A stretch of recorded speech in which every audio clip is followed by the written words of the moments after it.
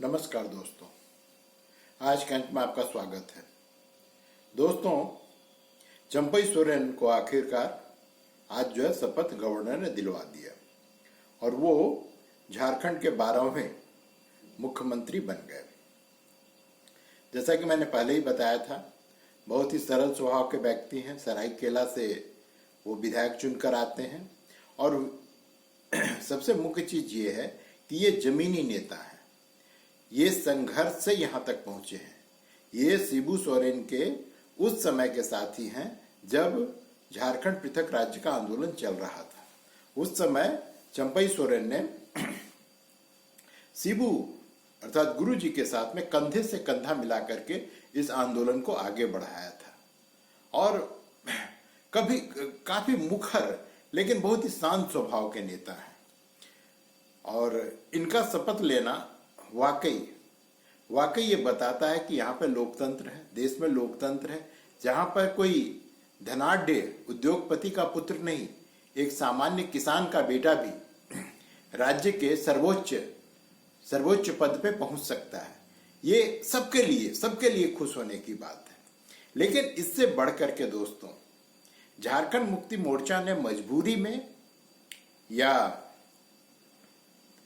राजी खुशी से चंपई सोरेन को, जो कि गुरु जी के परिवार के नहीं है, उनको जो है मुख्यमंत्री बना दिया है। ये सभी क्षेत्रीय दलों के लिए, मैं झारखंड की बात नहीं कर रहा हूं, मैं पूरे देश की बात कर रहा हूं, सभी क्षेत्रीय दलों के लिए और उनके कार्यकर्ताओं के लिए एक सुखद और बहुत ही शुभ संकेत है। क्योंकि आप पूरे भारत में देखिए, जहां भी राज्य स्तर पे ये क्षेत्रीय दल है। चलिए पूरब से ही चालू करते हैं, नॉर्थ ईस्ट को छोड़ देते हैं। वेस्ट बंगाल जाइए, वहां पे ममता जी मुख्यमंत्री हैं और उनका उत्तराधिकारी सबको पता है कि कौन है। वो अभिषेक बनर्जी उनके भतीजे हैं, जो ममता जी के बाद में इस पद को संभालेंगी और अभी उन्होंने संभाल ही लिया है, क्योंकि पूरा पार्टी का कार्य जो है सिर्फ अभिषेक बनर्जी देखते हैं।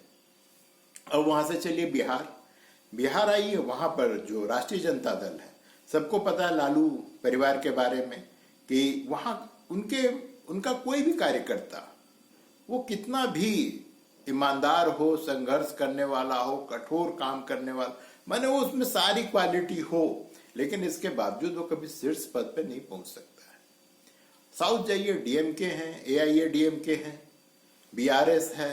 आप किसी भी पार्टी का नाम तो लीजिए, किसी भी क्षेत्रीय दल का नाम लीजिए, चाहे वो नॉर्थ इंडिया हो, साउथ इंडिया हो, वेस्ट हो, ईस्ट हो। वेस्ट में जाइए, शरद पवार हैं, वो बेचारे अपने पार्टी तुरवा लिए अपनी बेटी मोह में। उनका भतीजा उनसे बगावत करके, क्योंकि उनको पता था कि मैं कभी शीर्ष पद पे इनके साथ रहकर नहीं पहुंच सकता हूँ। शिवसेना, वो भी खत्म हो गया ये पुत्र मोह में। तो आप कहीं भी जाइए, उत्तर भारत में शिरोमणि अकाली दल है, उसकी भी यही स्थिति है। अब आप उत्तर प्रदेश में अखिलेश यादव है मुलायम सिंह के बाद में, और उसके बाद में सबको पता है कि कौन बनेगा। इसी तरह से आप सबसे ऊपर चले जाइए उत्तर में, जम्मू कश्मीर में, वहां 2-3 परिवार है, अब्दुल्ला परिवार है, मुफ्ती परिवार है। तो जहां भी आप जाइए, हरियाणा जाइए, आप नाम तो लीजिए, किसी भी राज्य में जहां भी क्षेत्रीय दल का वर्चस्व है, बोलबाला है, वो सब के सब। मैंने ये चंपई सोरेन का शपथ लेना, ये अभूतपूर्व घटना है भारतीय लोकतंत्र की। मैं इसको कहता हूं कि अभूतपूर्व घटना है कि एक क्षेत्रीय दल अपने परिवार से बाहर जाकर के एक व्यक्ति को मौका देता है कि आप मुख्यमंत्री बनिए, आप जो सो पूरे राज्य का कमान संभालिए। इसके लिए अब पता नहीं इनसाइड स्टोरी क्या है, ये तो दोस्तों बाद में पता चलेगा।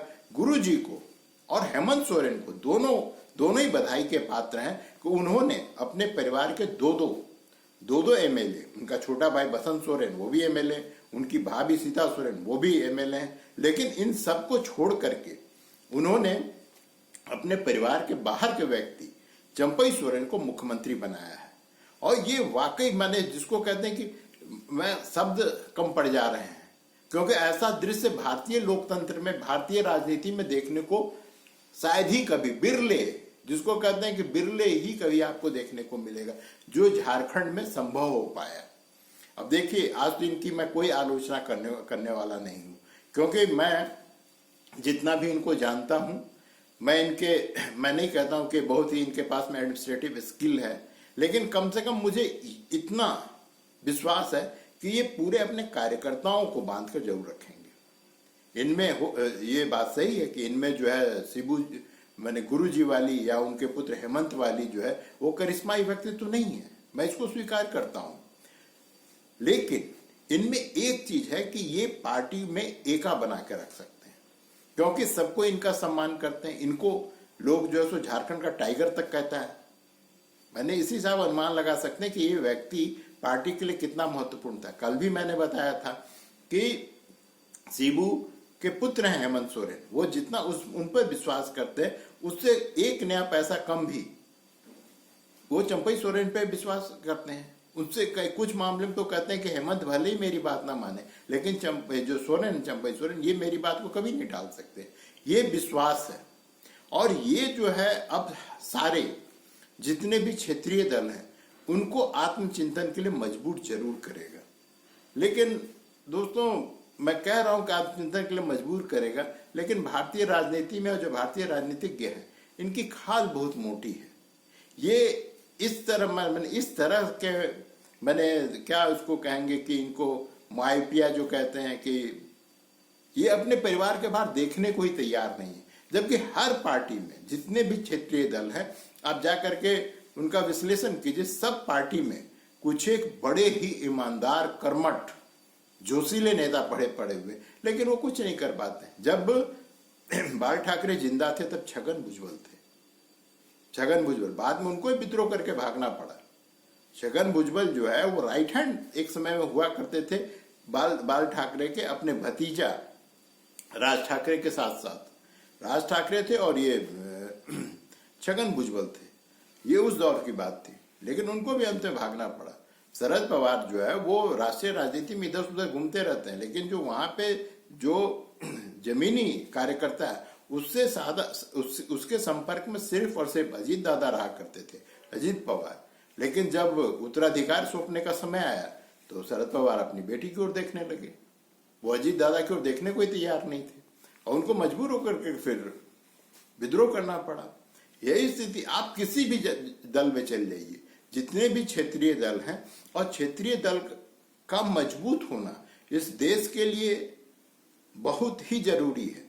हालांकि उनकी सोच हमेशा कमोबेश हमेशा ही नकारात्मक रहती है, लेकिन जरूरी इसलिए क्योंकि वो स्थानीय समस्या किसी भी राज्य का, उस समस्या को उठाने का काम कभी भी राष्ट्रीय दल उतने जोर शोर से नहीं करता जितनी जोर शोर से क्षेत्रीय दल उस समस्याओं को उठाया करते हैं, जिसके कारण कि वो धीरे धीरे उभर करके राष्ट्रीय पटल पे पहुंचता है और तब कहीं जाकर के हम उसका सॉल्यूशन ढूंढने का प्रयास करते हैं। तो इसलिए क्षेत्रीय दल को खत्म, जो बार बार राष्ट्रीय दल चाहे वो कांग्रेस हो चाहे भाजपा हो, दोनों एक दूसरे पर आरोप लगाता है कि ये क्षेत्रीय दल को खत्म करना चाहता है, कांग्रेस आरोप लगाती है भाजपा खत्म करना चाहती है। लेकिन वास्तविकता ये है कि क्षेत्रीय दल का होना अति आवश्यक है और क्षेत्रीय दल ही अभी जो लोकसभा का चुनाव होने वाला है उसमें भाजपा के लिए असली चुनौती बनने वाली है। क्योंकि कांग्रेस में जो कि राष्ट्रीय दल है, कहने को तो आप भी राष्ट्रीय दल है, लेकिन इसमें ये मादा नहीं है कि भाजपा के रथ को रोक सके। भाजपा को रथ को अगर रोकने की थोड़ी बहुत भी जो संभावना बची हुई वो क्षेत्रीय दलों के द्वारा ही होगा और किसी में ये मादा अभी बची हुई नहीं है। हालांकि अभी मैंने जब कहा कि राष्ट्रीय दल, तो आप भी राष्ट्रीय दल हैं और वो भी कमोबेश परिवारवादी जो राजनीति है उस समस्या उसमें भी आ चुकी है, वो भी उससे ग्रसित हो चुकी है। क्योंकि कहा यह जा रहा है, जिस तरह से पहले झारखंड के बारे में कहा जा रहा था कि हेमंत जब अपना पद त्यागेंगे तो अपनी पत्नी को मुख्यमंत्री बनावेंगे, उसी तरह की संभावना जो है दिल्ली में भी लोग जो बता रहे हैं कि जब वो छोड़ेंगे केजरीवाल, आज या कल जब भी उनको ईडी के चंगुल में जाना पड़ेगा या गिरफ्तारी होगा या जो भी होगा उनके साथ में, मैंने जब भी ये स्थिति बनेगी कि उनको अपना पद त्यागना पड़ेगा, तो उस स्थिति में उनकी जो पत्नी है वही मुख्यमंत्री बनेंगी। ये बात दिल्ली के राजनीतिक गलियारों में काफी जोर शोर से कही जा रही है। और अब आप सोचिए कि जो दल अभी 10 साल पहले बना है वो भी परिवारवाद के बीमारी से अपने को मुक्त नहीं रख पाया। सत्ता होती ही ऐसी चीज है, कोई सत्ता छोड़ना नहीं चाहता है, कोई कुर्सी छोड़ना नहीं चाहता है, लड़ाई कुर्सी की ही होती है। तो दोस्तों, ये एक बहुत ही सुखद समाचार जो झारखंड से हम लोगों को मिल रही है। हालांकि इसी बीच में हालांकि मुझे तो लगता है कि कोई समस्या नहीं होगी इनको बहुमत सिद्ध करने में। इनको 10 दिन का समय चंपई सोरेन जी को गवर्नर ने दिया, मुझे नहीं लगता कोई समस्या होगी। लेकिन फिर भी उन्होंने सतर्कतावश अपने 39 एमएलए को हैदराबाद भेज दिया है। वहां पे वो रहेंगे और जिस दिन बहुमत सिद्ध करना होगा उस दिन वो वहां से यहाँ आवेंगे। कोर्ट ने हेमंत सोरेन सुप्रीम कोर्ट में भी याचिका दायर किए हुए थे, उसको वहां पर उन्होंने सुप्रीम कोर्ट ने खारिज कर दिया है। जिसको कुछ लोग कहते हैं कि हेमंत सोरेन के लिए झटका, लेकिन मुझे नहीं लगता, क्योंकि ईडी केस किसी पे भी चल रही हो, कोई भी ईडी के चंगुल में सामान्य प्रक्रिया यही होती है कि आप सुप्रीम कोर्ट जाएंगे, वो कहेगा हाई कोर्ट जाओ, हाई कोर्ट जाएंगे तो कहेगा कि भाई आप पहले इन्वेस्टिगेशन तो होने दीजिए। तो हाई कोर्ट से भी मुझे नहीं लगता कि इनको कोई राहत मिल पाएगी। और जो पीएमएलए कोर्ट है उसने आज इनको 5 दिन के लिए 5 दिन का इनका रिमांड जो है वो ईडी को सौंप दिया। अर्थात अगले 5 दिन तक हेमंत सोरेन से अब ईडी जो है पूछताछ अपने कार्यालय में या जहां भी उचित समझे वहां पे कर सकती है और ये पूछताछ होते रहेगी। फिर 5 दिन बाद इनको फिर से जज के सामने पेश किया जाएगा, तब जो होगी सो होगी। तो ये रही बात दोस्तों झारखंड के आज के राजनीतिक हालात पे। अब यहाँ पर जो कल तक लोग गवर्नर को पानी पी पी के गाली बक रहे थे, वो लोग कह रहे हैं कि नहीं भाई, देखिए चक्कर ये कि शुरू से बनना तो गवर्नमेंट झारखंड का ही, झारखंड मुक्ति मोर्चा का ही था। समस्या सिर्फ इतनी थी कि बनेगा कौन।